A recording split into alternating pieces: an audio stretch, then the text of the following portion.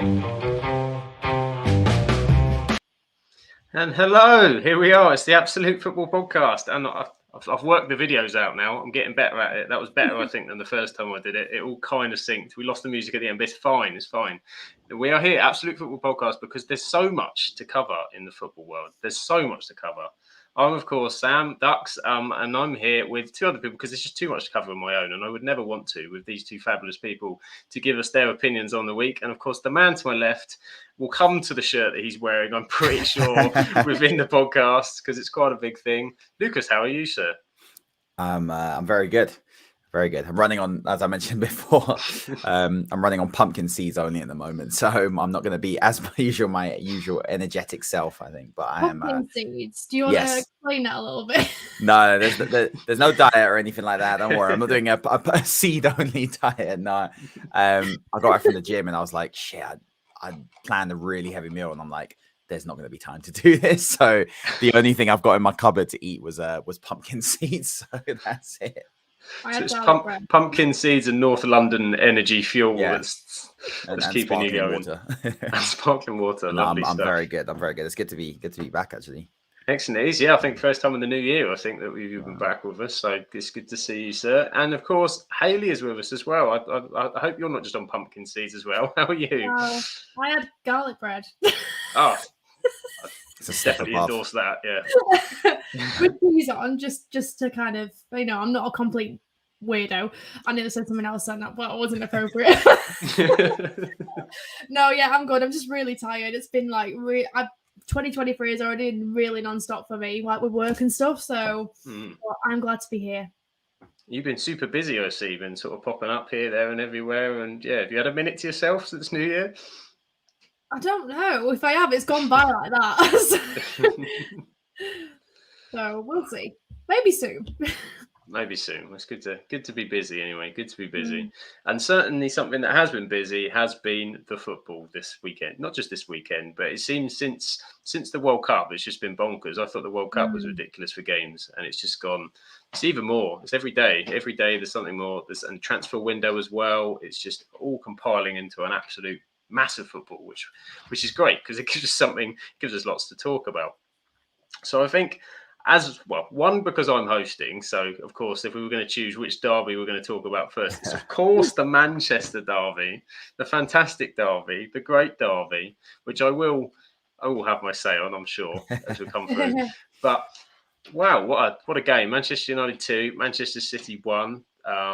Fantastic back and forth. Controversy, which, again, something I think we'll come on to. But, Lucas, if we start with you, did Ten Hag got it tactically right for you, do you think? Yeah, spot on. And I think we as the Arsenal community thank Man United for your contributions to our title challenge. We appreciate appreciate your efforts in stopping Pep Guardiola. Yeah, he got a spot on. I was quite intrigued to see how you set up in that game because he's an attacking coach, Ten Hag, but you have got a lot of players from the Ollie sort of era of like counter-attacking football. So, and then of course, when you're playing Man City, you kind of get sucked into this system where you have to basically, I don't want to say part of the bus, but you've got to do a low block and try and hit them on the break. It's just the only way to sort of like nullify City. And you guys did it really well. You defended really well. It was a really good game. It was entertaining. I think for the most part, City did what they do always. They hold the ball in possession, but they never really looked like scoring for most of the game. Haaland wasn't even involved at all. I'd say even United didn't really look like scoring. It was quite an even game for the most part, but you took your chances. And I mean, we'll talk about that chance in particular. But yeah, you took your chances. I think the second goal was really well done, really well made. Just like Man City's first goal was really good. So yeah, United look good. United look like they're. I know it's early, but Ten Hag, I think. I can't really hate on him as much as he manages Man United, but he's a good manager and he's doing his thing. You've got some good players in that team who are playing well. So just chill out a bit on next Sunday. But I think now it's okay. It's okay for now. No, I thought, solidarity, isn't it? That they're able to stop City, and that, as you say, that's the only way you kind of can go about it. If you go and try and do something else, and I think you want to hide him for nothing. And the thing that got me the most tactically about what he did was by putting Fred in that midfield and having 3 men in the midfield, because that's where we got completely overrun in the first game, and kind of had him do a job on De Bruyne as much as you can. I mean, he got 3 for the City goal. You're never going to keep De Bruyne completely for 90 minutes, but yeah, it's going in a much better direction for me. It was very much like the throwback to Ander Herrera on Eden Hazard. Fred just like following De Bruyne around the entire game. It was Ander Herrera on Eden Hazard. It was even Park Ji-sung on Andrea Pirlo years ago. It was maybe Fred's the new Park Ji-sung with his energy to get all around him. But no, I was really I was obviously impressed with how Manchester United played. Hayley, how about for you? How did you see the game? So I was actually working when it was going on, so I didn't actually watch it live. I've seen the highlights, but the thing is, Manchester United pleasantly surprised me, and that's not a sentence that comes out of my mouth very often. So I think Ten Hag is doing really good. Like, to be honest, in my opinion, for United, I don't. I think he's better than, I can't say the last guy's name, so I'm not even going to try. Ragnick. Ralph. I always forget about him. That's how memorable it was. Ralph. Pronunciation is not my strong point, which is quite bad considering I work in radio. But either way, I think they're doing a lot better under him. And even though I think they're doing better, I genuinely didn't think City was going to win that. So I was pleasantly surprised, to be honest with you. I thought City were going to have it, especially obviously like Grealish scored and then it was the equaliser, and I was like, okay, this is a bit spicy. But then you went and won it. So viva la Rashford. Well, absolutely. That's how I felt it was going after the first goal went in. It kind of snuck of, we were a bit more positive than we had been in previous derbies. I think trying to at least sort of play some kind of way. And when we were on the ball, I thought we actually looked quite good, and we were moving it around quickly. The little sort of one touches off to Casemiro, round the corner from Eriksen and Fernandes, and we're getting in positions. And I thought our press was very good. I thought we stopped Rodri really well and just made it difficult. But as soon as City got that goal, he just went, we've lost this here. We haven't taken our chance. And City normally, there's not so much this season though. I think last season they won 28 out of 29 games when they went ahead, and this season I think they dropped 9 points from it, which is unheard of for City. So you can get back in it. For me, they just had that defensive base, and it was solid. Even with Luke Shaw at centre back, I mean, what a revelation that is. That came out of complete left field and seems to be working really well. Whether because Martinez isn't quite fit back, I know he likes a left-footed centre back, and it helps with that cross across, doesn't it? It's an easier block, and you can play out from the left. So, yeah, I thought Ten Hag got it absolutely spot on, and it makes me feel happy. And I think the first episode we did was the last Manchester derby, and that was horrendous. So it's nice to be on the flip side from my side. I feel like Ten Hag is also like he's willing to take a little risk as well, I've noticed. So I think like that's actually paying off for him, because the thing is, this is what I was saying about Gareth Southgate during the World Cup. Like, he wasn't taking enough risks, because the thing is, you can always swap out if it's not working. Whereas I've noticed that Ten Hag was like, if something's not working, he'll change it. And he's actually like applying that to what's going on the pitch, and he's paying attention. So yeah, more of that needs to happen for England, but that's in the past. I'm over it, I swear. Definitely. That England thing, it's not a pain, it's not a scar. We're all fine, all okay. We're all okay. 5 years of pain or whatever it is. Exactly. We've all moved on. We're all happy. I'm not even 60 years old, but we move. we move. We do move. Flipping it on its head from its side. Obviously, I look at it from a Man United perspective, but we have to look at it from Man City's perspective as well. I mean, how harmful is this to their title hopes, and how worrying how little they got Haaland into the game? Yeah, I was actually surprised that he wasn't as involved as he was, because obviously before the World Cup, he was like, oh my God, this guy's amazing. He's like a bit of a, he's doing everything, and he just seemed to be unstoppable. But he seems to have just dropped off a little bit, and I don't really know what's going on. At first, like, I generally thought he might have been a bit injured or like just, or even ill or something, because he's just kind of almost gone off the radar a little bit. So because it's gone from all to literally nothing. So I wondered what was going on really, but it doesn't really. Pep obviously doesn't really seem to be pushing him forward as much. So I think what I've noticed in the last, because he hasn't scored for 2 games, right? The last goal was against the game before Chelsea. He was at. Can't remember. Yeah, I can't remember the team. What was it? Everton, not Everton. Like Everton. Yeah. Everton. That was it. It was the game they dropped points. Yeah. I think Chelsea did the same thing as they nullified Kevin De Bruyne, because if you notice, De Bruyne hasn't been involved in these games either, apart from like one or 2 moments. Mm-hmm. So I think teams have figured out we can't stop Haaland throughout the entire game of getting in these positions where we can stop the service. So it looks like everyone's setting up to nullify De Bruyne. And I'm not sure what's going on with De Bruyne, because he's playing him like a second striker. He's playing him much further up the pitch than he usually does. So Pep's obviously adapting the system at the moment. It's a bit like what Klopp's doing the same sort of thing. Like people are playing in different positions than they used to. You see with like Mo Salah this season, even like Thiago as well. So it's like I don't know. I don't think it will last. I mean, he's due a goal, and they've got Spurs on Thursday. So and he's the captain of my fantasy team. So yeah, a goal and a nice draw would be great, or a loss.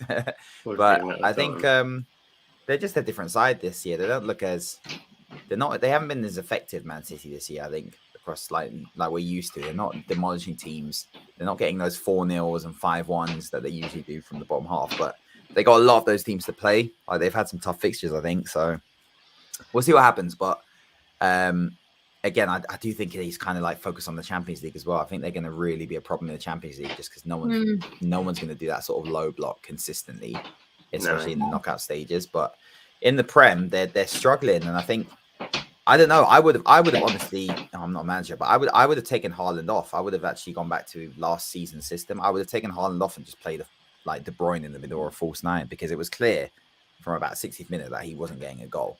After Grealish got the one, it was like Haaland's not getting a goal in this game, because they're just sitting so deep. Your back line was right in front of De Gea. So I would have just changed it. I would have just gone, let's just play with the 3 midfielders up top, or push Bernardo and do that. I don't know why he's not, it's not that they can't do that. They won the league playing that system. So I don't know why, when it's not working with Haaland, he doesn't just go back to it and just, It is strange. I think with Pep, it always seems like it's his own personal pride, isn't it? That he can't go back. He has to develop something else. He has to, and it's like we've seen with the Champions League, is the overthinking mentality, I think, because I need to do this, I need to do that. There were so many opportunities in that first half in particular where Haaland was on the shoulder and he made the run, and either the ball wasn't good enough, or you say that they didn't pick the pass and they were trying to play side and build up a different way. So that means Haaland drops in deep, as you say. So there he's playing a false 9, and that's not Haaland. You might as well play somebody else if you're going to do that. So yeah, it didn't kind of all link up together, which say will be frustrating for Man City fans. But probably what is most frustrating for Manchester City fans, as you can see, there's been many tears. Guardiola in his press conference afterwards, you don't get decisions in this stadium. The offside, of course, the discussion about was it a goal, wasn't it a goal? Manchester City, salty tears everywhere, which for me, I'm eating up. I'm like Pac-Man. I'm enjoying these. Fantastic. Of course you are. However, the offside. It was offside, wasn't it? I can't really comment because I haven't seen it in detail. But only because I haven't seen it properly. I've only seen like literally the highlights because I was at work. But we were sat in the ops room at work, just going, "Oh my god!" Because we did because we thought Man City were going to win it, and the next thing you know, Rashford's just like boom, boom, boom. But we did say because it came up on our system that it was like a correction, and it said like, "Oh, VAR or something," and we were like, "What's happened?" But obviously because we couldn't look at it. So I'm really intrigued to what you guys think of this one, because I've not actually seen the whole scale thing. I've just seen it being chipped in. I think it was just it was one of those. I didn't celebrate when it went in because my initial reaction was it's offside. Rashford's got to be interfering with play in the position that he was in. And then when they kind of went to the letter of the law, and then you're going, okay, well, then you're into interpretive, and therefore that's where the question comes in. Whether the law is right, it's not, because clearly Rashford can't have not impeded one, Akanji in terms of the ball that kind of came through in the run that he made, and secondly, Ederson in terms of the way that the goalkeeper was coming out. Those two things are the key aspects. And so for me, as much as I loved the goal, I think, if it was the other way around, as Ten Hag said at the end, you'd be annoyed and upset if it was the other way around. So I thought so. What do you think, Lucas? Yeah, I agree. I'd like a few United fans I spoke to that mixed opinions, I think. But by the letter of the law, that it says if you're interfering with the movement of opposition players, like that's within the law book, then it's considered offside. You don't actually have to touch the ball. And I think if I was a Man City fan, I'd be fuming that was given, because if you watch it back, there's two things. Everyone's first thought is Akanji's not going to get there, which is like, fair enough, he might not. So that's debatable. Fine. Akanji's not going to get there. If Rashford moves the other way, doesn't matter. But no one's ever, the point is, Ederson completely nullifies the fact, because the goalkeeper's positioning is in front of Rashford, assuming Rashford's going to take a shot. So when Rashford realizes he's offside, he moves his leg. So it's almost like a feint. So there's one. Secondly, Ederson's position is literally facing Rashford. So he's interfering with the players in that the goalkeeper's expecting a shot from Rashford. And then secondly, no one's looking at the fact that Kyle Walker is, let's be honest, the quickest fullback in the league.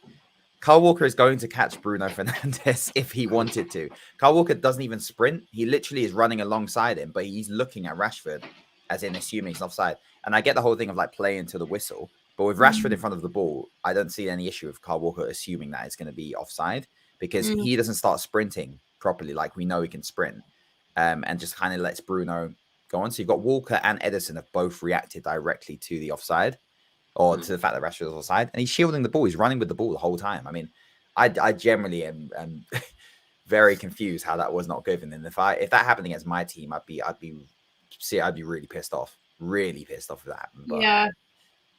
It from what you both said, it sounds like it was, but I'd have to watch it back properly. I'll have to dig through the archives at work and have a look, because I'm not, like I said, I'm not seeing it properly. See, from the multiple, don't bother with those photos where they've like removed Rashford from it. Don't bother with those. Just they've removed Rashford through it and changed it, and you can't see the movement of the ball. And just thinking, because this still is ideal. That's great. That's just what we need. No edited photos. Just look at the original one, and you'll see. One last thing I will say about Man United. Well, Marcus Rashford, actually, I think his confidence has grown a lot since the World Cup. Definitely, he just seems more happy and comfortable. He's enjoying his football. He's loving his football. Yeah. He was good before the World Cup as well. To be fair, he's having had 3-4 games before, and he's just playing like, exactly, like he believes in himself. He absolutely believes in himself. And Ten Hag's changed the system a little bit to allow him to get the space, to give him the space. There's runs like, you watch the runs that Malacia is making inside, and it's all to give Rashford that extra yard. And then he's saying to him, look, just go at people. Be the Rashford that we all remember when you came on the scene, which was when he'd pick the ball up and his electric pace and going at people direct. Don't want Rashford going down into blind alleys, turning around and passing it back to the left back. That's not what he is. You need to get him in one-on-one situations, and then he's dangerous. I think, but for me, him and Saka are the two most dangerous players in the league at the minute. Both are doing kind of similar things on either side. So yeah. Which does that bring us on to Arsenal then? I think that's the segue into the man here. He's a very happy North London of the North London derby, which of course was Tottenham 0, Arsenal 2. Never in doubt, was it, Lucas? Comfortable. I mean, firstly, if I'm being completely honest, they're an awful side. They're so bad. They're so bad. So passive, aren't they? It's just I kind of get it in a way where it's like Tottenham shouldn't really be. Their position currently is, it's Tottenham, like they're challenging for top 4. They're not having a bad season, so you kind of can't. You can kind of go, well, if that's how they're playing and it gets them in the contention, fair enough. But you watch it, and I'm just like, the attacking talent they have in that team, like Richarlison, Son, Kane, Kulusevski, Bentancur. I mean, a lot of those players, some of those players were injured and picking up notes, but it's like, they've got some very good attacking players, and they're just like this whole defensive system. You can tell already Son is like struggling because of it completely. Kane can play in any system because he's a phenomenal footballer. Kulusevski's doing well, but Son is like completely can't play in that system, and he's just been nowhere. He was awful in that game. But they showed a stat on I was watching it in the pub, and they had like the last like 8 results at White Hart Lane in the Premier League, and it was like L draw, L draw, L draw. So we don't have a good record there in the league. So this was a big game, as it always is. But going into this one, it was like, there's always that thing of we beat you at the Emirates, you beat us at White Hart Lane, and so forth. And then that goal went in. Lloris, I mean, oh my god. He's shocking. Absolutely was it a mix of fans in the pub, or? No, I was in Islington, so it was mainly Arsenal fans. There was one fan in a Spurs shirt, but it was quite funny because it was like you could tell people just felt sorry for him. It's quite a friendly pub, but yeah, no, it was a great game, and I have to say, like, I feel like this is a pivotal point in the season for Arsenal. In that one, we've broken that. We've broken that hoodoo of over beating Spurs and White Hart Lane in the league. Capitalize on Man City dropping points yet again, and some very good performances from key players. And I have to say, I have changed my opinion on Mr. Odegaard. I am now part of the Odegaard fan club, because that was an exceptional. Not even the goal. He was brilliant. Him and Partey. And I mean, Partey is just another level. Xhaka had a great game. Ben White as well, another one, like probably the unsung hero. I think you're looking at it now, 50 million at right back. He's absolutely solid. I wouldn't play him at centre back, but he's been an exceptional right back for us. I'd say he'd be one of the best ones next to Trippier this season in that position. Zinchenko, again, I think Zinchenko was great.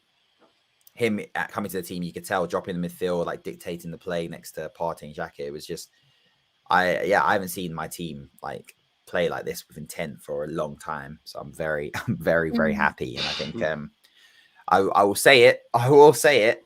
I do think if that first 11 stays fit, and I mean, the Jesus injury is a bit of a knock. But Nketiah even played. Nketiah missed a lot of chances, but he played quite well overall in terms of linking up. But he just missed quite a few scissors. But I think if that first 11 stays fit for the rest of the season, I do think we win it. But that's the key, is that first 11. I think, let's say Saka and Partey get injured at the same time. It changes quite a bit. But we've been lucky with injuries, and I think if they all do stay fit, I think we've got enough in that starting 11 to take it to the wire with Man City. And I'm looking at him like, who's going to beat us? Like you said earlier about Bukayo Saka, everyone was banging on about it last season, but I think the last few years, he's been a good player. This year, I'm looking at him, I'm like, this guy's absolutely deadly. Like, he's taking players on. He's really hard to tackle. Like, they can't take the ball off. He's direct. His passing is sort of like link-up play with Odegaard and Nketiah. Even Ben White's not overlapping and like helping. It's just, they're just allowing him to basically be isolated against the fullback. And it's just, I'd be terrified when we're playing now. I'm looking at Arsenal. I'm like, this is a terrifying team to play against. It's scary. You say it's that first 11. So I think Partey is one of the massive things. Partey goes, then suddenly you got a different link in that midfield. He's been absolutely immense. I even think Odegaard's been better with Nketiah, because I think Nketiah is giving him more space to play than Jesus does. Jesus is coming, dropping in his area, and you say that that first 11 is frightening and is worrying. And to be fair, the only game you lost was against us, which you deserve to win. You're the better team by far at Old Trafford. And we'll see again next week. But you're passing every test. And when they pass every test, then you kind of have to go, they're top, they're 8 points clear, you're the favourites, and clearly so. But my question to you, Lucas, and I think this is one we'll track through the season. What's your percentage of confidence? Lucas's title confidence as we go through the season. Where does it sit at the moment on the 16th of January? Well, I did have a look at how much you get from Arsenal winning, putting 100 quid on Arsenal winning this. That kind of confidence. I had a look today, and I was like, that's a but I'd say I was very much like, up until I do want to play Man City. I do want to get past that game. But I think, honestly, end of this week you'll have majority of Arsenal fans will be pretty much like, we're going to win the league. I think if Spurs hold City to a point and we beat United, we're 11 points clear, 10 or 11 points clear at this stage of the season. And we've got to play Man City in a game where they have to basically win. So the pressure's completely, they have to come at us completely, even though, that's how they play. But the pressure's there on Pep's team. Europe's dying. I'd say I've just passed 50. I'm probably about just over 50, 60% chance, I think. If this week goes how we want it to go, I fully think we've got it. And there's something, something drastic would have to happen. But I mean, 10 points clear. 10 points is a big gap. That's three, although we're only halfway or coming up to halfway through, that's 3-4 games. And that's 3-4 games if everyone keeps talking about that City will go on this run. City will go on it. Well, they haven't yet. Exactly. And there's the question of will they? And they've got to play, as you said, in that period. For me, looking at the 2 games that were weekend to weekend, Arsenal's the harder game. I'm more worried about going to the Emirates than I was City coming to Old Trafford, even what they did to us last time. So just think that place at the Emirates, there's just such a buzz, a confidence. The fans are back connected, and it's the old Arsenal, which was a horrible environment to have to go and play and to turn up in. And you come out the traps absolutely firing. So that first 15-20 minutes is going to be crucial. Yeah, to kind of nullify it. I think you're right in that the Emirates have got that. The fans are like very much that 12th player at the moment as well. And a lot, all of the things that were happening last season with, where people were unhappy. I was one of them. I was very unhappy with the end to last season in the fact that we finished 5th, when we had, top 4 was in our hands basically. So it was a bitter end to the season, but I always approach football in the same way in that when it's a new season, it's a new season. You sign new players, you've adapted, training, whatever it is, you've adapted your system. It's a new season. Go again, forget about the 5th. And it's been this one that we started off and we've been at the top from the very beginning. So I think even things like, every fan everyone's a fan of Xhaka now, which I thought, would never happen. I love, Granit Xhaka has been amazing this. And I think, again, that's testament to Partey next to him, not leaving him on his own and he's not having to defend and be a DM because that's not his role. He's playing more of his Switzerland role now, a bit further up the pitch. And then, players like Odegaard slowly, playing, like he did in big games, which was the question mark over him was like, Odegaard's a very good footballer, but we played some very big games where he can go disappear. He has the Ozil thing where he disappears a bit and he's not doing that. He's he went to Brighton, had a smashing game, I can't believe I'm saying Brighton is a big game, but they're amazing as well. We'll get onto that. Phenomenal. And Spurs. So I think you're right. Everyone is together in this now, and it feels very good. It almost feels very surreal. So fingers crossed, because I don't know what I'd do if we ended up winning the league. But even if we didn't, I think it's been I've had some really good moments so far. We're halfway through the season. That's the other thing. We're not even halfway. We're on 18 games. 18 games. It's crazy. So isn't it? Crazy when you think about it, because the mentality of mid of Jan is a lot of the season has been played by now. Yeah. That's actually quite scary when you think about it, in that it could completely shift. But I don't think the way we're playing that's going to happen to us. But the rest of the teams, I think that could change a lot, especially for that top 4 fight. Yeah, there's so many games, as you say. Usually you think about March. March is usually the time when you're in a title race. You need to be in that kind of pinpoint, but that's probably going to be moved back where you've got 2 games a week, as it's going to throw so many things into the mix as to pressures on different teams, with Europe coming involved as well. I mean, it's crazy. The fathomable that we're sat here thinking Man United, Arsenal's a kind of title-esque discussion. Kind of love it, don't you? It's brilliant, isn't it? It's like lovely. a throwback. It is. I mean, I would love nothing more than us to be neck and neck with United to the end. It'd be epic. I think that would just make it. It would be epic. And I think for the Premier League in general, Arsenal doing it, having had so much dominance of Man City and the Man City Liverpool to bring a new side in, and it just sort of shows that things can happen. You've got Newcastle coming that aren't going to be too far away from it in coming seasons. Yeah. United hopefully are coming back. Liverpool, need a bit of a rebuild, but there's, Klopp's still there and he's still got some top players there. There's nothing to say that they won't be back again. So it's just what we want. I'm fed up of Man City winning it. So the other option for me was Liverpool. So maybe I'll have to just accept Arsenal. It's fine. I'm a bit better with that. But speaking of other sides in the top 4 / top 6 / top 6, where are we putting Tottenham now? Because by word, that was. Did you see the Lloris moment, Hayley? What was going on there? I did not. If anything happened over the weekend, I was probably working or asleep. I'm not going to lie. Well, so was Hugo Lloris, to be fair. He had his hand on the post when that cross came in. Oh, word. Just having a look at the Premier League table now. Spurs are actually a bit further up than I expected. Actually, I've not actually looked properly. So they're still in it, I think, sort of numbers-wise. It's just they have this strange first half, second half thing. I can't work it out. Apparently they're the best team in the second half because their first half, they're like 14th. They're always down. Just don't start well. They're so passive on the ball, and they just seemed passengers, just kind of watching it. They knew what Arsenal were going to come out and do. You know, the set plan for what Arteta was going to. You could name that first 11 as long as they're all fit weeks out. So Tottenham just. I don't know. It's really confusing because you're right. In that second half, when they came out, they were actually like Kane was getting on the ball a bit more. He was springing passes, and Kulusevski was causing us a lot of problems that game. Yeah, Kulusevski was the danger man, wasn't he? I saw the average positions in the first half. Harry Kane they were all in their first half. Harry Kane was deeper than Højbjerg. Yeah, they were all in their own half. I haven't seen that in a long time. Like the average position, all of them were in their own half in the first. How your out-and-out striker is deeper than your defensive midfielder.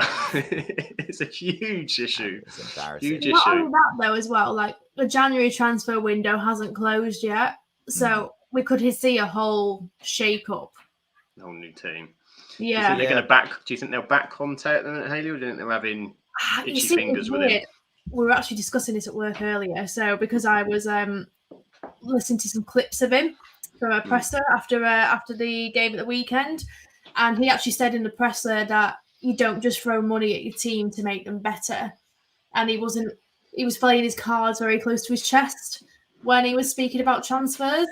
Now, correct me if I'm wrong, which I don't think I am, but I don't think they've actually announced anyone solid Spurs yet, have they? That I'm aware of.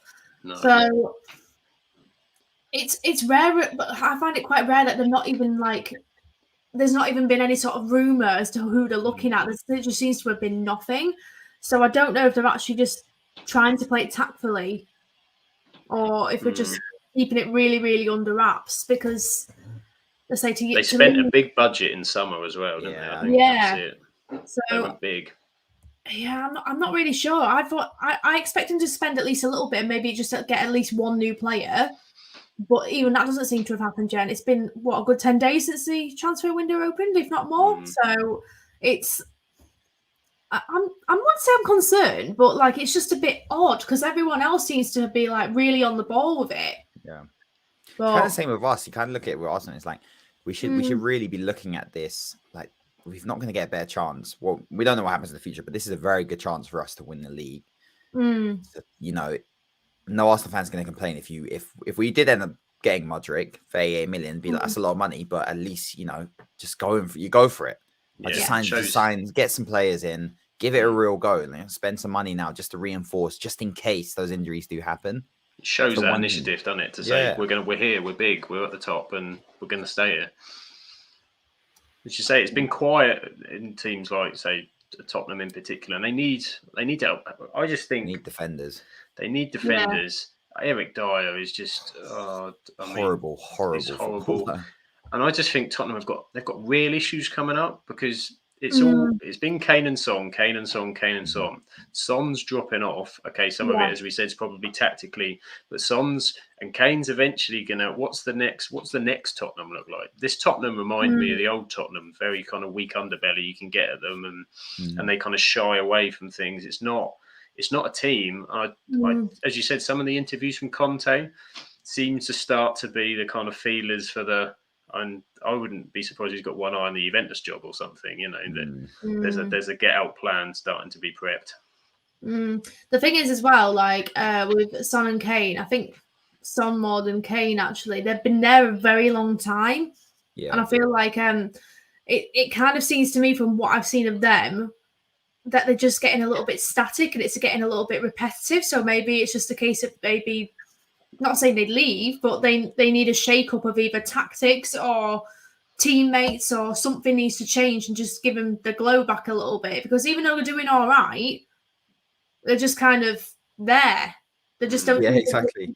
They don't really seem to be just gelling properly. They were talked about. If we go back to the start of the season, people were thinking that it would be them. You know, people were picking Tottenham over Arsenal as the team coming through, and that Tottenham would be in the fight, and it couldn't be chalk and cheese. What we saw yesterday, absolutely. I thought they'd finished top four. I even thought this season. I thought Arsenal Tottenham would be top four, with Tottenham just edging it, maybe third, because the Richarlison, like the business was decent at one end, you know, but the standard of football is just it's horrible. It's just not. Yeah, I love it, to be honest. It's just, but I don't like seeing like. I'm watching crap football, like especially when you've got talented players. Like I'm a football fan first and foremost, and then an Arsenal fan. Like I like watching good football, and it's annoying. Like players like Harry Kane, it really annoys me that he's still there. Yeah, and I think this is his contract up in 2 years. This is the summer where this is the summer, and if I he's think going to go. It's Man United or Bayern Munich. I think is the two options. And I have a feeling United are going to do it because they'll want to stay in England. Yeah, the Kane to Bayern thing just seems a bit weird to me. I just can't. It's very rare that we've seen it in the modern days that top England player. But it makes sense, doesn't it? Yeah, that hasn't gone to Real Madrid, for example, like David Beckham or something like that. Can you imagine Kane in that league with that high line and Mane and Sane running on alongside? He'll get 100 assists in the season. Like it's so easy. Yeah. The thing is, with Kane, like I say, I think he just needs a fresh start and a new challenge, especially after the World Cup and whatnot. And maybe, I'm not saying like it's Spurs' fault that he was the way he was in the World Cup, but because maybe he's been like in the same position for so long. He's not lifted the trophy. He's not a winner. Yeah, you can't say Harry Kane's a winner because he's not won anything. He's not won it. He's not got across that line. And as you say, when it gets to those key moments, the big games, the pressure moments, that was what was discussed in the World Cup. You know, he's not there. He's not been there. You know, he's had one Champions League final, and he didn't really. He was did he make the Champions League final? He was injured, wasn't he? I don't know. Did he play in the Champions League final? But he played in the final. Missed the semi, so he looked injured. And so beyond that, every time Tottenham have had that game or something close, or he's not done the business. So as you said, he's not a winner. And that's the difference. No, and I think his confidence needs to be rebuilt again. I think he needs I'm very much a person of the grass isn't always greener. It's like where you water it, but I think he's watered it enough to know that it's not getting any greener. Not going to happen. Yeah, it's not going to happen. So he needs to for him, I think he needs to go and find a fresh start elsewhere, somewhere that's going to play to his skills and play to how he's not even comfortable, but he can be used in a way that will accelerate the team and not just kind of be there. Because I think he's a great captain and a great team player, but he needs more of a challenge and something that's actually going to push him. Yeah. And he needs players in that team where it's whizzing off of him and players going beyond. And, like Son used to do. And that's why I think the United link kind of makes sense with, some of those games that you're looking at, him dropping in. That's what they bought in Vegas. That's what they're trying to do with that. I think bring the man, and then you kind of got the running off of the Rashfords. Yeah, exactly. So I could see it as a possible, but he looks lacking confidence, lacking. Yeah, Tottenham just lack. He doesn't want to look back and regret his career by staying there and not winning anything. Because even if he breaks Shearer's record, I just don't think people are going to care as much if there's no trophy on it. Not long term, are they? Not long term. Yeah, and so talking of. It's going to be a bit you did this, but Shearer's got more trophies. Yeah, that's it. Shearer's got the Premier League set behind him, isn't he? And Kane will, I think, get passed down in history a little bit, which would be a shame. But this is the summer if he's going to do it, isn't it? But talking of teams that aren't quite all there together, sorry, Haley, we have to move on to. No, I don't want to do it. I think, to be fair, Josh left me some notes, and one of it just said Liverpool, WTF. that was the headline. Well, my reaction too. I mean, credit due where it is due for Brighton. They did they did all right. They got 3 goals past us, and I think that's the worst loss for Klopp since his managerial career started there at Liverpool. If I remember rightly, anyway, but. I was fuming. I was at work, and I was but people know at work that I'm a Liverpool fan. They'll be like, Haley, Brighton scored again. I'll be like, get out. I'm trying to be professional, but but I was really, really disappointed, really, because I thought something's obviously not all there, because it just, I can't remember the last time they lost like that, really. I think his interview afterwards was so telling, wasn't it? Because it was just kind of he couldn't kind of believe and said, this is just so far away from what we are. I mean, Brighton have done that to a few teams and a few of the top teams as well. Brighton is a nasty place to go at the minute and the way they played, and they had success at Anfield as well. But it's just a mess. The midfield to me seems to go we've gone AWOL. I don't know what you think, Lucas. For me, I was just going to say that's the midfield. Problem. I was talking to my older brother's a Liverpool fan, and he was saying, I was saying to him, I was like, you've got to buy 2 midfielders that start basically. Because I think if you take that team, that Liverpool side right now, let's say you put in Jude Bellingham and Caicedo from Brighton in that midfield with next to Thiago, it's completely different. The midfield just doesn't exist in the moment. Like, legs are gone for a lot of those players. They can't run. They never replaced Gini Wijnaldum. Trent is like their most creative player. And again, he was the only one attempting to make stuff happen in that game. And even defensively, you look at that game and it's like, there's nothing Trent could do. He was getting like 3v1 every single time. They were just doing very, very, I mean, Brighton were magnificent. Just one touch passing all the way down the wing up against Trent. And it was like, they had a game plan. It was Matoma, another brilliant footballer. The left back, Estu Pinyan, and Sarmiento when he came on, but I can't remember who was starting ahead of him. I think it was March on that left-hand side. And it was just 1-2 from defense to attack, like 3 passes. And then they were in behind. I mean, Liverpool, I don't know. Klopp's experimenting something different. He said in the presser afterwards, he was like, I tried a different tactic, but the players, he was almost like saying the players, he didn't use the terminology, but he was almost like saying the players couldn't do it. Well, they didn't know how to, but he's like, I was doing something different. They couldn't do it. So he's noticed he has to adapt it, but you need players to do that. And I wonder if that team is just, they've played a certain way for so long that you need a year and a half, and you need new, especially in midfield. When you're trying a new system, you've got to change them. You've got to change the midfielders. Yeah, you've got to break it to put it back, haven't you? I think now, Liverpool. I was a bit like, I was really disappointed at the result, but I mean, I'm quite big on Jurgen Klopp. I really like him. I think he's done a lot of good stuff for Liverpool, and I think he's the best that we've had in a long, long time.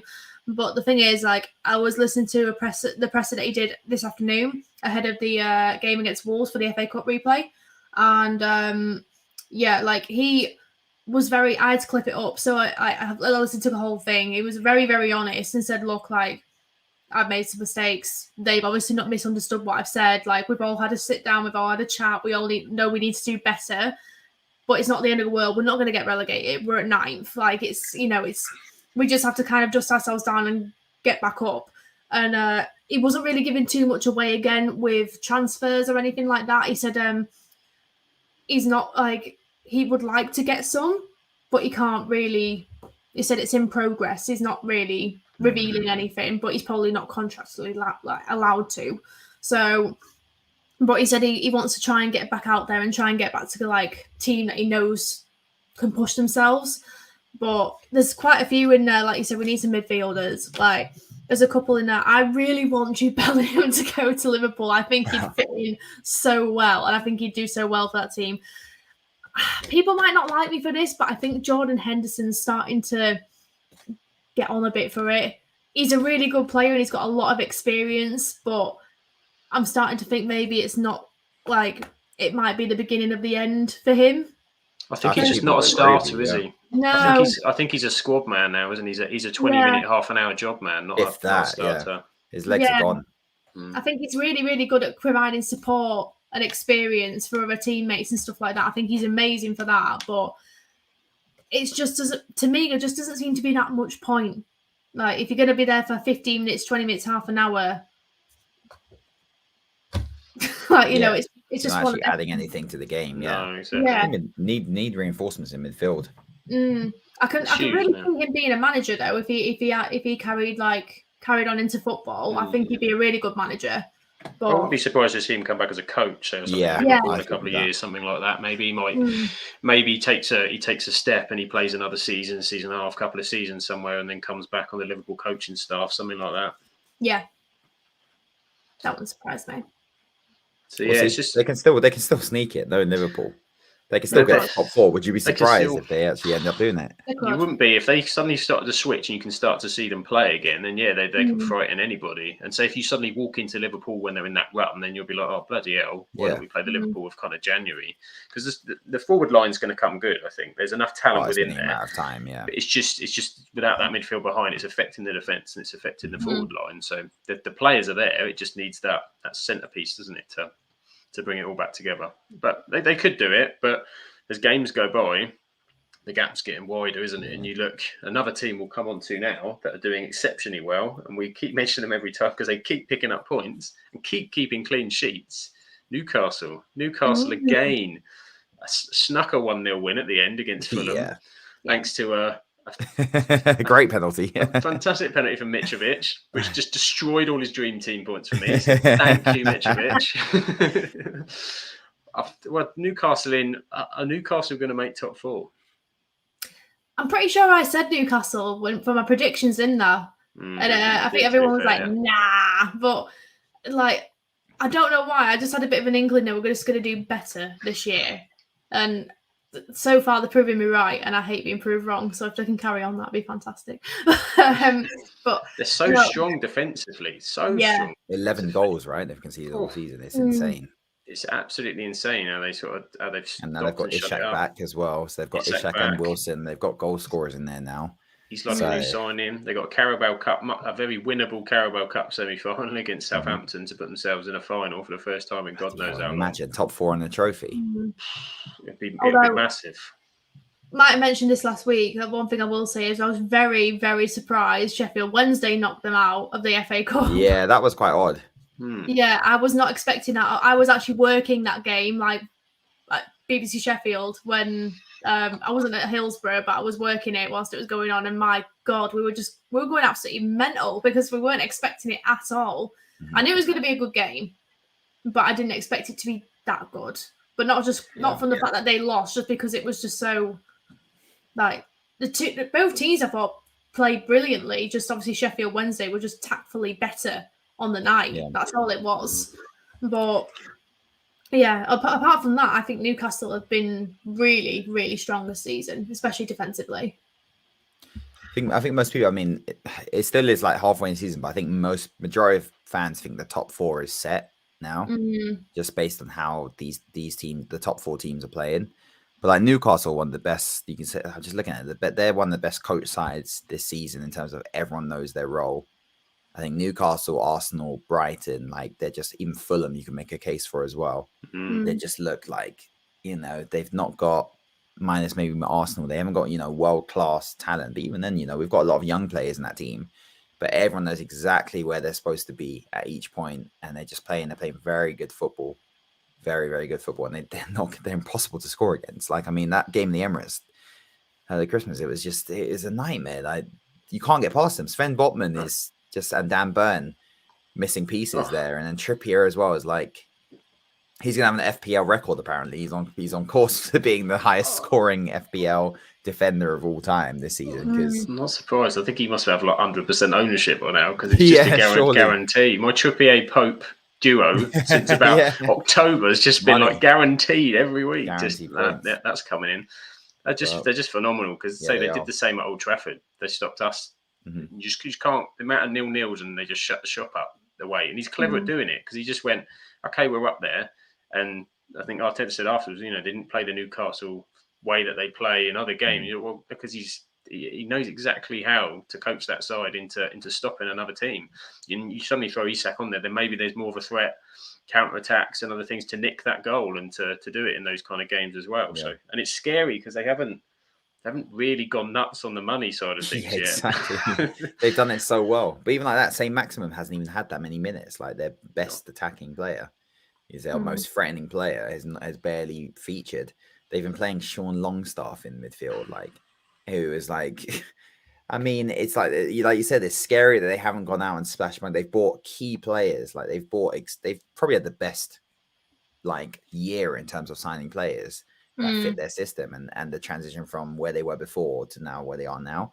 So yeah, I think, listen, Spurs out, Newcastle in that top 6. Let's just call it a day for Spurs. Harry Kane leaves and that's it. Straight swap.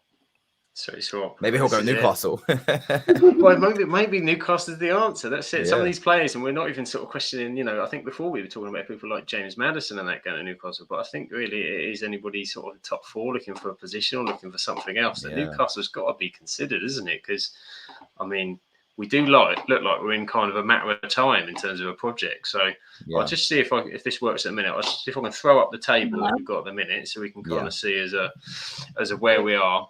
as we go through the last few games, which are more on the relegation side. It was a big weekend for relegation, actually, because a number of these teams around down here were playing each other.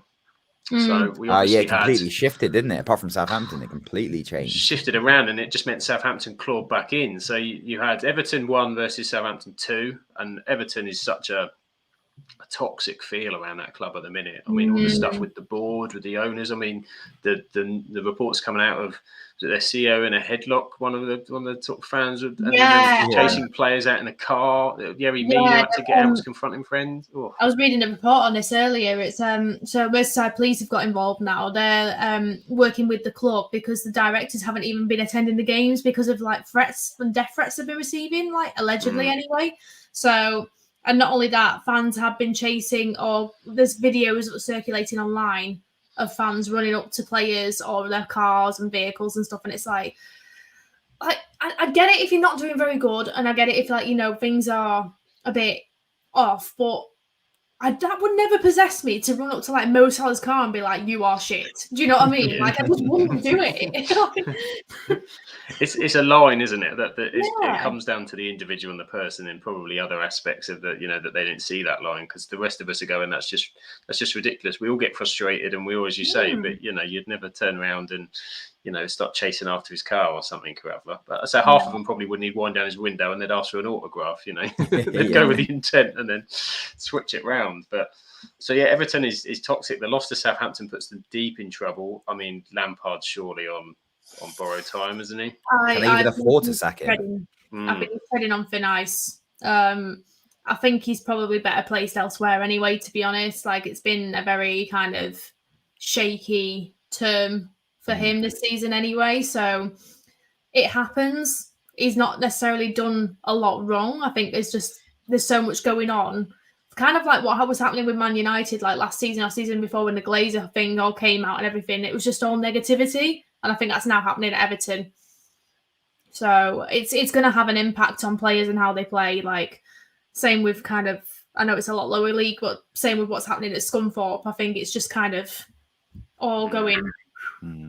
So I wonder if Lampard was their only option. Because again, we look at when they signed him, it was like, you do realize you're going to be trying to fight relegation this year, Everton. It's like everyone can see it, and they signed Lampard. And I was like, this makes no sense. Like, why would you get You really think Lampard is going to be the manager to get you out of a relegation dogfight? Like, it was a mental decision, but he can't. He picked up he had them defending quite well early on. We're defending well early on, yeah.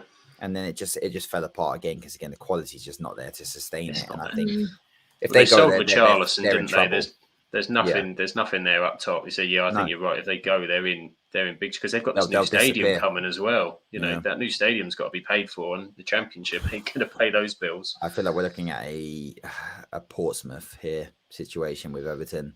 If they go down, Portsmouth, Leeds, when they did it a few years ago, possibly a couple of divisions. It could be that level of a lot of players on high salaries who might not leave, and then just I don't know if I don't even think they'll be strong enough, like with the likes of Norwich and Watford down there as well, to really to come straight back up. I just think they're in trouble.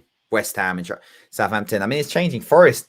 Look at Forest with a cheeky getaway at the moment. They snuck above and say, look at them. You got 2 points between 14th and 20th, and say 5 points if you include Forest in 13th, and say it just changed with sort of Southampton jumping that gap up. I mean, for them, 3 wins in a week, a bonkers week for Southampton.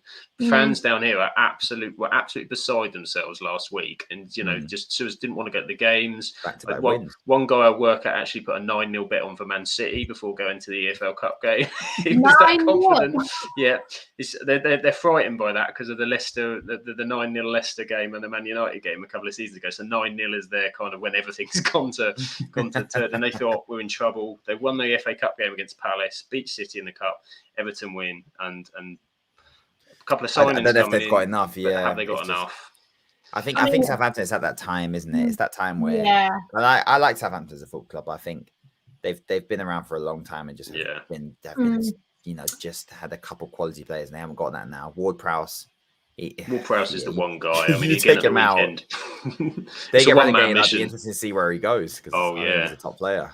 Yeah, I think he'd have to move for himself. I know he loves the club and he's a through and through Saints fan, but he's too good. Liverpool, why not? I mean, I'm quite surprised that Nottingham Forest has jumped up as much as it has because they had a really rubbish start to the season, like terrible. Shocking. I'm quite surprised I managed to claw that back. But having said that, we have got time. We're only just halfway through the season. So yeah, 19 games a lot of these have got. And you're looking now and things can change and you get the new manager bounce, don't you? Which is still probably to come for some of these. But you're starting to see it with Wolves, with Lopetegui. You know, they've had a bit of a hint. I mean, is Shah finally going to get Brendan Rodgers at some point this season? We thought they would be all right, and then they've just fallen off a cliff again. Just fallen off a cliff. You know, Leeds seem to be very good going forward, but as always, you know, absolute kamikaze at the back at times. So I generally think, I think Lampard. I don't think Everton can afford to do it at this point. I think Moyes is going to be the first one to go from that bottom 10.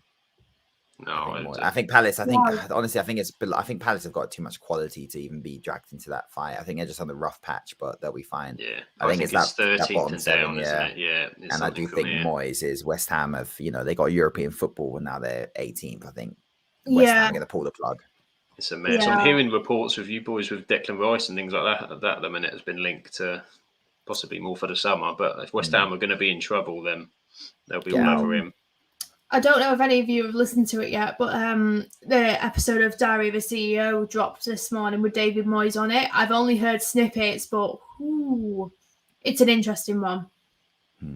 Like from what I've heard, anyway. I'm going to listen to it in full at some point, probably when I'm like commuting or something. But it sounds really, really interesting. I'm quite intrigued to see what he has to say because I think he's talking a lot about obviously West Ham, Man United, a lot of different things in his career and about what's kind of going wrong. That's what it's been hinted towards. Yeah, so I'll be very interested to see what he has to say because is it the first time in a while that West Ham have been that far down when they're like dipping into the relegation zone? Because they did quite well. 4 years, I think. 4 years. They had that period, didn't they, where they were, and then Moyes sort of slowly brought them up to the last they qualified for Europe the following season. Yeah. I think they went straight from a relegation, just surviving relegation, to Europa League. I still have a little bit of faith that they can pull it back up. I think they might just be going through a really rough patch. I think Everton's probably going to go down. I think Southampton's probably likely to go down with them as well because they've had both of them have had really turbulent beginnings, and unless they have a massive turnaround, which I doubt, I think it's just going to keep going that way. But maybe a season in the Championship won't hurt them, to be honest. They can come back up, Southampton. I think they're that team that they'll come back up. But you're right, Everton are in trouble. I still think Forest haven't. I think Forest is still the worst team I've seen this league into this season in terms of how they play. So I'm not. I think they've got some quality players in there who can score goals, like Brennan Johnson and things like that. But I think across the season, I don't trust them against anyone. Yeah, it's a shame because they did so well last season. Yeah, just bought so many players. It's just such a. I just don't know what they are, as you say, because there's just so many players. I don't know if I could select an 11 for Nottingham Forest. No, it's all a bit of mush of everything, but not in any sort of order. They're just kind of. I feel like just go on then, off you go, like it's some sort of Sunday League team. Yeah. It's not, it's a Premier League. See what happens. Yeah. So they obviously just need a little bit more guidance from, in my opinion, like coaching or something, like analytically or something, because I don't think whatever's happening clearly isn't working. They've obviously had a bit of a lucky run the last couple of weeks, but I don't think it's going to last. No, they've got points on the board, and they've got 3 points here and there. And as you say, you just look at the other sides, and you just at this stage of the season, you're looking at quality in teams, aren't you? You're looking at quality and going, they've got enough, they should have enough. And as you say, manager sackings might change 1 or 2 things. People will play differently. January's still got a couple of weeks. Forest is still going to probably bring in another 45 players yet. So, who knows who they could end up with by the time the 1st of February with what they've had. But we'll move on to one more topic before we go on to sort of lower leagues and European leagues. And of course, one team we haven't talked about, and a team that is doing a lot in January, is Chelsea. Chelsea. Let me just reel off for you. I wrote this down earlier in terms of they bought 14 players since Todd Bowley came in with his takeover, with a total spend of £445 million. And this is the list. So Sterling, 45 million. Koulibaly, 34 million. Cucurella, 55 million. Fofana, 70 million. Chukwuemeka, 20 million. Fofana was 70 million. 70 million. Slanina, 12 million. Cassidy, don't even know who he is, 12 million. Presumably he's gone out on loan. Aubameyang, 11 million. Zakaria, 2.6 million loan fee. Mudryk now, 88 million. Badiashile, 34 million. Andre Santos, 11 million. João Felix, 10 million loan, of which he's going to miss a month of that with a sending off. And David Fofana, 10 million, because presumably they forgot they already bought Fofana. Why not? One Fofana, two Fofana. Oh my God. Just Chelsea want to lend me a tenner. They clearly can afford it. This is madness. This is actually madness. You can't spend 400 million. What's his period? Is this 6 months? This is since Todd Bowley took over. So when did he take over? Less than a year. Right? So March. So it's the summer and it's the winter so far. We're still not finished. 400 million. You're going to finish. You're going to finish in mid-table. Wow. Okay. Yeah. What do we think about Potter? Because obviously we've discussed this earlier on, and I said I think it's too soon to discuss. But obviously he's been in the job a few months now, and it's not quite going to plan, I don't think. No, we spoke about it last week, and I think that difficult with the time that he's had, and that over the summer that it's not his team, but that seems to be Chelsea's way of doing it, is that they're going to bring stuff in. And it's just, I mean, they were saying again, they've got a lot of injuries, but you don't notice it as much because they've got so many bloody players. Yeah. They've got so many options and they've got so many, they seem to buy the same sort of player. João Felix, I didn't understand it. You know, you've got Mount, you've got Havertz, they're all the same player. Although he's much better. If that's the case, if you are getting rid of a Mount and Havertz. But it's just like, there doesn't seem to be a clear strategy with some of these signings. And again, more centre-backs, unless you're getting ready to get rid of the current ones. Like, Azpilicueta is still playing right back. What? You've got 400 million to spend. Why have you not signed the backup to Reece James or another left? Laughing at the comment. Todd's playing Ultimate Team. That's it. Thanks, John. It's crazy boom. Todd is waiting for Arsenal to try and buy another player so he can bid another 100 million for them instead. Shakhtar played that whole thing very well. I mean, that was expert. They had him posting stories, watching Arsenal games and things like that. 88 million is like. But I mean, it doesn't seem like you said, João Felix is like great player, but it's like you don't even play the system that where are you going to play him? And then you move Mount and Havertz out. Okay, fine. And then who is the other one they bought? Mudryk now, another winger. It's like you don't even play with wingers anyway, really. But if you are, surely he plays on the same side as Sterling. So where are you playing Sterling now? And it's like, again, right back. Hello, Reece James is injured. Chilwell's injured. Right back, left back. No, we're not going to do that. Okay, cool. More centre backs again. So I think it just reeks of someone who's got no clue what's going on, and they need to get some footballing people in quick because it's looking very, very bad at the moment, and I don't think they can afford to sack Potter and then go again because it's not even Potter's fault. It's like give him some players that he can work with, because I watched them play and I'm like, there's no playmaker in here. There's no width. There's no goal scorer. Again, another one. Where's the number 9? Where's the person to put the goal? Like Aubameyang is, but again, Aubameyang is not getting any service. So what do you expect him to do? So I think I'm loving it because I was saying this before. The Abramovich situation is like a lot of fans underestimated his impact on that football club, and I don't know why, because a lot of us can remember what Chelsea were before Abramovich joined. You know, they were. And we'll even remember the early years. That's it. They were like the Spurs. That's it. That mid kind of 90s. Chelsea were on the hinges, and it took a few years, didn't it? You know, they had the Ranieri period, and it took a while for Abramovich to get the setup and the club right, to buy not just the purchasing of the players, but the backroom staff and everything and the support network to do it. And I think a lot of Chelsea fans just look, well, we've lost Abramovich, but we've got this other guy who's come in with a lot of money, so nothing's got to change. But it's not. The foundation's gone completely. Yep. I generally think they're in serious trouble. Trouble. But the worry is they just continue to throw. Yeah, you're at always some stage up there. You're going to get 3 or 4 that are decent players, and it's going to drag you back up to Chelsea eventually. But this season's just almost they can get top. They can get in that top 6 if they go on a decent run.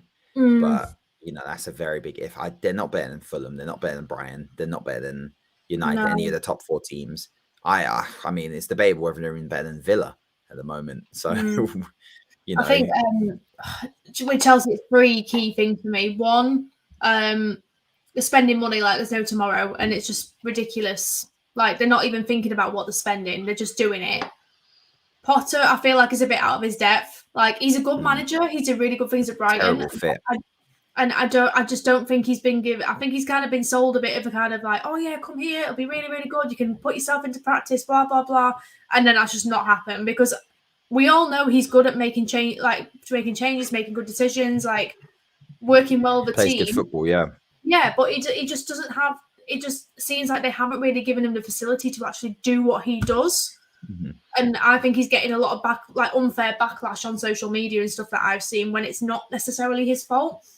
And then I just don't think the players are working together. But I think it's because, like you said, there's so many centre-backs and so many, like, of one sort of player.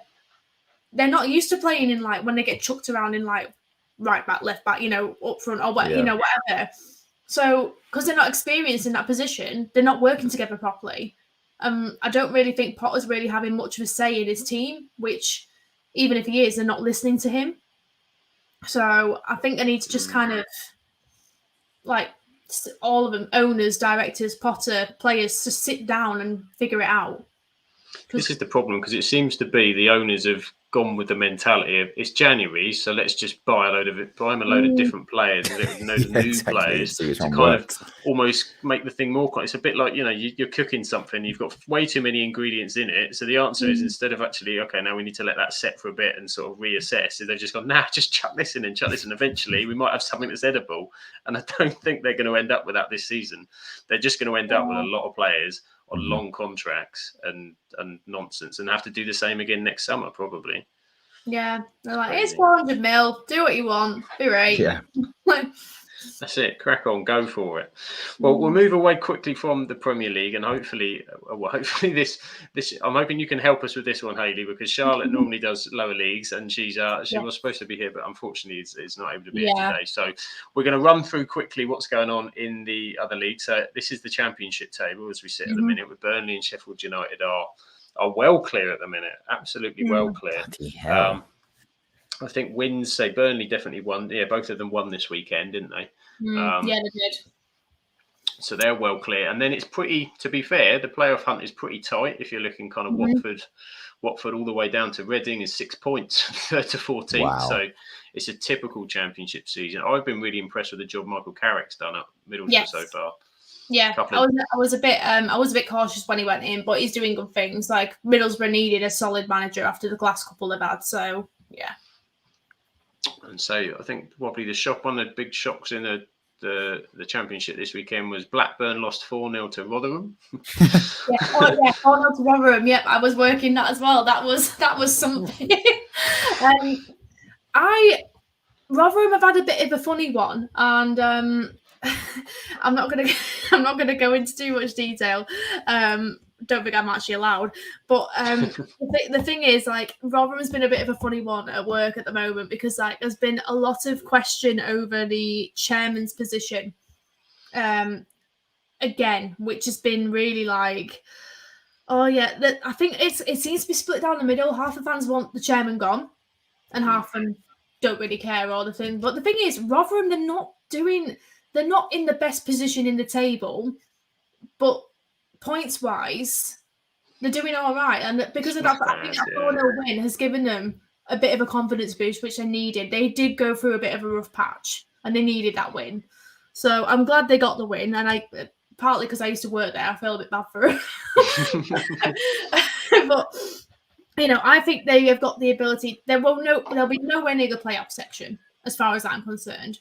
But I think they could get into, like, at the very least top 15 if they keep going up. Like, if they played like they did on Saturday and just keep applying that, I think they won't have a problem getting into the top 15 whatsoever. I think they'll be safe, but that's it. Well, so as you say, it is tight, isn't it? 17th all the way down, 24th. That's not a lot of points. Look, Coventry, that's a game away. It is still that centre portion, couple of wins, and you're in a different kind of scenario, aren't you? So yeah, Coventry have had a bit of a wobbly one as well, because not even from like a playing aspect, but from the ownership of the club, the stadium in question, because Mike Ashley's been involved. Or whatever, I'm not going to go into that. Yeah, that's all you need to say on that one. Yeah, we all know what you mean. But, I think I think a buyer was confirmed, but I'm not 100% sure, so don't take it as gospel. But I think there was something finally working in motion to make it happen. So I think if that's set in stone, I reckon Coventry will move up a couple of places as well, because that's obviously going to dampen team spirit in general, because the fans are angry about everything that's going on behind the scenes, so we're not really paying attention to what's on the pitch. So...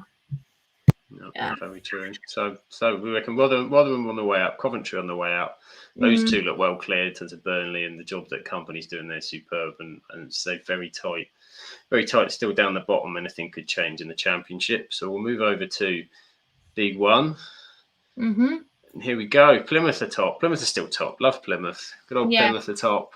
Sheffield Wednesday, as you say, second, and a Newcastle win behind them as well. So a very good season for them. And Ipswich not too far behind. So that looks like a 3-horse race. Yes. I think I am relatively confident that if Sheffield Wednesday carry on the way that they are, they will win. I say win League One. They'll go up. I'm talking as if it's the Premier League. It's not the Premier League. I think Sheffield Wednesday have got a really good chance of going up. Granted, but the thing is, they have room to make a couple of mistakes, I think. But that's it. If they make any more than that, then they're going to have to fight for a playoff space rather than just going automatically up. So, Barnsley have had they've had a bit of a shaky one. Like, they've had a couple of losses the last few matches. Granted, one of them was FA Cup. I really like Michael Duff as a manager, so I think he'll be a little bit. I think fans just need to get got a few games in hand there as well, haven't they? There were a few, 24, 26. Yeah, but even though they've lost the last couple of times, they haven't actually played that bad. And they've just had really tough teams against them, especially with like FA Cup and stuff. So I think Barnsley have got a good chance of staying around there, if not being safe. The bottom four speak for themselves, to be honest. They haven't had good runs at all, any of them. And I thought Fleetwood Town were doing better than they were, but clearly I'm wrong. And Oxford United are doing a lot better than I expected this season. So that's pretty much that on that. Oh, and Derby County have improved so much more since Paul Warne took over. So, yeah. And so I think we always say when we get to League One, just the names that are in there. They're the old Premiership names: Derby, Ipswich, Bolton, Barnsley. League One is it's Premier League 1990s. And so one more league to go, and of course it is League Two. And just for you, Hayley, there you go. I've highlighted the two teams that we follow, of course, very closely on the podcast. Because they play in red, you see. I went with red and blue for Rochdale, you see. And I've done Charlotte a disservice because I put the relegation line in the wrong place. So she's not going to be happy about that. Because actually they jumped out of the relegation zone this weekend. Donny, well, the match got postponed this because of a waterlogged pitch. It was Crawley's fault. So they have got a game to replay. Or well, I say replay, like a game in hand, essentially. So that is something. I think they will do better. I used to work at Doncaster Rovers as well. I worked everywhere, mate. Okay. You've got your bases covered. That's the main thing. So you can just join any trophy parade you like now. Doncaster Rovers is a bit of a family affair. So I worked there. I worked in the ticket office. I worked on reception, and I also worked I was a development centre secretary for a bit. My brother was a coach there in the community department, and now my cousin is club secretary there. So it's quite the family affair on the Grice side. It's only my cousin Lauren out of like our generation that hasn't worked there. But I don't think he's going to be rushing to do that anytime soon.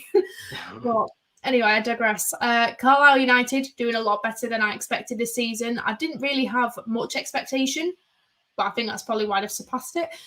Salford City's doing a lot better as well. I'm not surprised that Hartlepool is in relegation. They got promoted, was it last season, I think? I can't remember. So, Donny Rover's guess, we'll see. See, our friend Josh is in the chat, of course. You can join us, of course, YouTube and Twitch, and pop in the chat and say, Donny Rover's guess for the pod. Yes. All for that. Guest episode's coming up. I cannot promise anything. But Grimsby, they definitely got they definitely came up from last season, and they're doing a lot better. I think they, to be honest, I think them getting relegated to National League made them. because they needed to get their backs up and, you know, sort themselves out and come back up. They're not doing amazingly, but they're doing a lot better than they did before they got relegated. So it's a stepping stone. But I still think they've got a lot of work to do in regards to like building teams up, getting some transfers in, and the funding isn't amazing at Grimsby, if I remember rightly. So they're doing quite well with the facilities that they've got. Leyton Orient's smashing it. Can't really say much else about that. Mansfield is doing better than I thought, and Stockport County also smashing it. Got a little soft spot for Stockport. Certain Patrick Madden plays for them, and he used to play for Scunthorpe when I worked there, and he's a lovely, lovely footballer. I am such a nice guy. I've got a lot of time for Paddy Madden, so I'm really glad that just for him, nothing else, they're doing really well.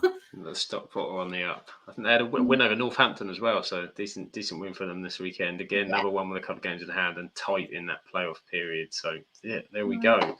That is the English leagues, but we're gonna jump across because the European leagues are back. I think when we were on last week, they were all kind of still on their late holidays, etc. So we're gonna jump across too because there was a massive game in Italy this weekend. So we're going to pass them to Mr. Lucas to take us through that. Well, actually, there was two massive games in Italy. Yes, yeah. First one, we'll go for the obvious one. I think anyone who had any doubts about Napoli's title credentials is that's not happening anymore. They're smashing it with a 5-1 victory over Juventus. Nobody saw that coming. Well, maybe they did actually. It was it was pretty bad. It was pretty rough for Juve, I can't lie. Victor Osimhen continues. It's just a goal machine. Another 2 for him. Special K, 2 assists and a goal. They've got 2 players on double figures, I think, for assists. And I think 3 players on 3 or 4 players on double figures for goal contributions. Napoli. It's all over. They're smashing it.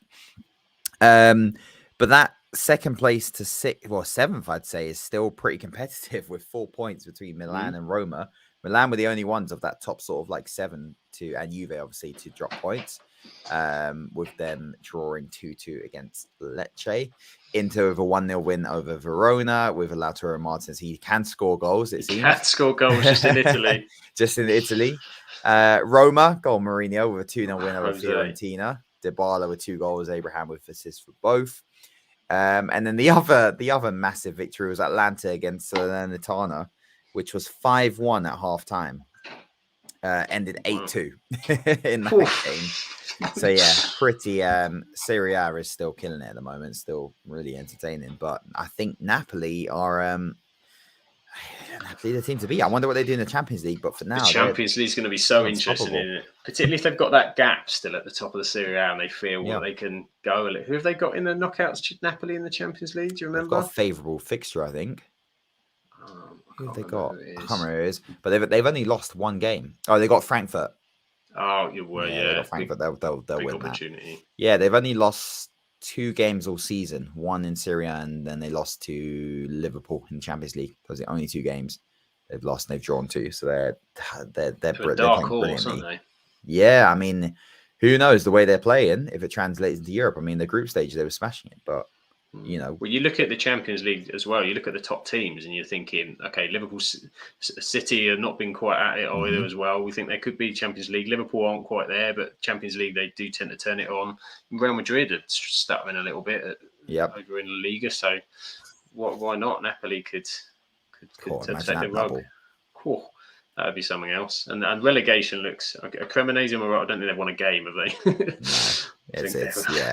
Sampdoria are probably a surprise this season, but they've been pretty well, and Sassuolo as well.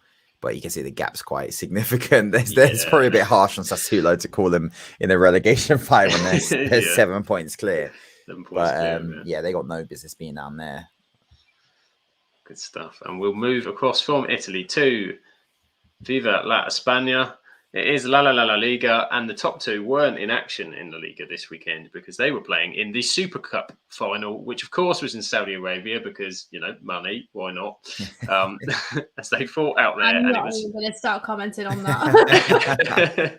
And Barcelona took the trophy, and it was 3-1 win. Goals from Lewandowski and their 2 young superstars, Pedri and Gavi, were the ones. Madrid were poor, second best the whole way through. And so they'll return back to La Liga Liga fight. It's a very strange one, I suppose. I suppose it's just after they come back after the mid-season, but having a Super Cup in the middle of the season seems weird to me. But there you go. So elsewhere in the league, you had so Real Sociedad continue to do really well. They had a victory this weekend over Athletic Bilbao. You can see such a lead over Atletico Madrid, who are held by Almeria. Simeone is not a happy bunny over there at the moment, and they are struggling to put any kind of credible challenge together and fighting for European places. And at the bottom, there's a huge match at the bottom today. The bargain basement battle in La Liga is happening tonight at the moment. I don't know what the score is, but it is Cadiz versus Elche, and Elche are another who are yet to win all season. So don't put your money on a away win, I would suggest. So those two playing tonight, and of course, we talk about it and we keep coming back to it. The retirement home of Sevilla are in 18th place and they're in a lot of trouble. They lost this weekend away at Girona and it doesn't seem to be getting any better. And as they're coming up to the halfway point, they must be worried because they're still in Europe as well. So Sevilla are still not kind of putting it together. We'll flick through the others because the Bundesliga is not back yet. We'll stick the table up because there's a big match coming up this weekend, which is they return with Leipzig versus Bayern Munich is the big one this weekend as the Bundesliga returns. So we'll cover that next week. And of course, French Ligue 1, which we don't normally focus on too much, but we have to just mention PSG lost this weekend. PSG lost this weekend. Finally. Mbappe was on the bench. They did start Messi, they did start Neymar, but they were beaten by Rennes, who, to be fair, have won 9 consecutive games on the trot, which is a club record for them. That's an outstanding record. And Lyon closed the gap with a win against Angers. And there was another big win for Monaco, who beat Ajaccio 7-1 with a hat-trick from Wissam Ben Yedder. So there you go. Paris Saint-Germain lost a game, but they're winning it, aren't they? So that's all we probably need to say about French League 1. So there we are. I think we've covered it all through. We'll just see, or we'll have some sort of comments in the back. Of course, Josh has joined us again. The prelude to the Premier League future 39th game in Saudi Arabia. Wow. Please no. No, we don't Only want a matter it. of time. Only a matter of time, indeed. But I think that's us covered. I think we've done as much as we can. There's an awful lot going on, and there's an awful lot going on still in January, transfers, etc. We will be back on Thursday. I think, Hayley, you're making your Light Bite debut, I believe, in a transfer special. So, yeah. Well, transfer special, if anything else happens. It's been a bit dead, to be honest. So I don't That's it. As soon as you said I'll do transfers, and everyone was like, "We're not going to make any transfers this week." I think you guys jinxed it. I'm blaming you guys. Like, there's been one from Aston Villa today, but I'm not going to go into it because otherwise I'll have nothing to talk about on Thursday. Thursday.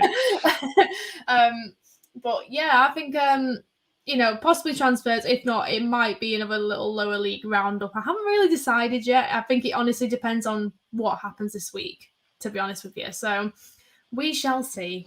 We shall see. But you can catch Hayley and whoever, not sure who it's going to be yet, but 8:00 this Thursday again on YouTube and Twitch. And you can catch all our past episodes on YouTube and some of the ones over the last couple of weeks.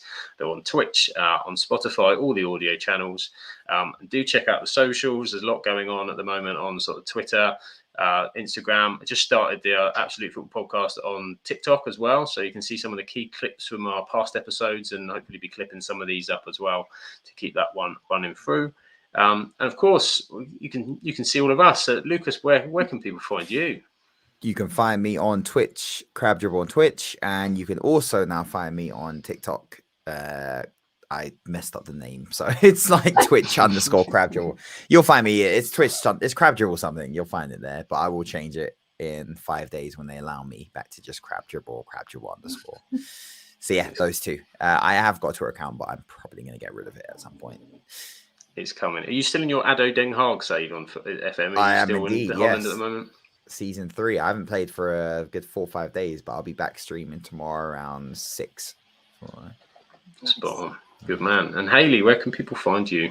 On Twitter, I am Hayley _Grice, where I tweet complete and utter nonsense or what's going on in the sport world, just interjecting my very dry opinion onto you all. On Instagram, it's Hayley Grice. And if you want to follow me on TikTok, you can, but I just post really stupid shit on there. So it's Hayley Grice with an _ on TikTok. I just make fun of people on there, to be honest. Like, I'm very talented. Like, it's, you'll have to see for yourself. My favourite effect is the eyes and the mouth on green screen things. I just take a mick out of stuff. So take a look for yourself, but that is where you can find me. So yeah. Before we leave, there has actually been one transfer in the last 2 hours to Wolverhampton, and this is a dodgy one. Pablo Sarabia to Wolves for €5 million. Really? Which seems a little bit of a bargain. Yeah, something suspicious. I'm gonna dig at that when I go to work tomorrow. Sorry, I sneezed. Bless you. Thank you. That's been coming for about an hour. I'm sorry. I should have muted myself. Anyway, as you were. You're mute. It's all falling apart. Mute myself. There we go. Never mind. Well, at least you have a chance to talk about this on Thursday. So you'll find me. I'm up the FM Ducks on Twitter, on TikTok, on Instagram, on anything else. But I think for now we'll leave you here. Thank you for joining us, and have a great week. And we'll see you soon. See you later. See you later.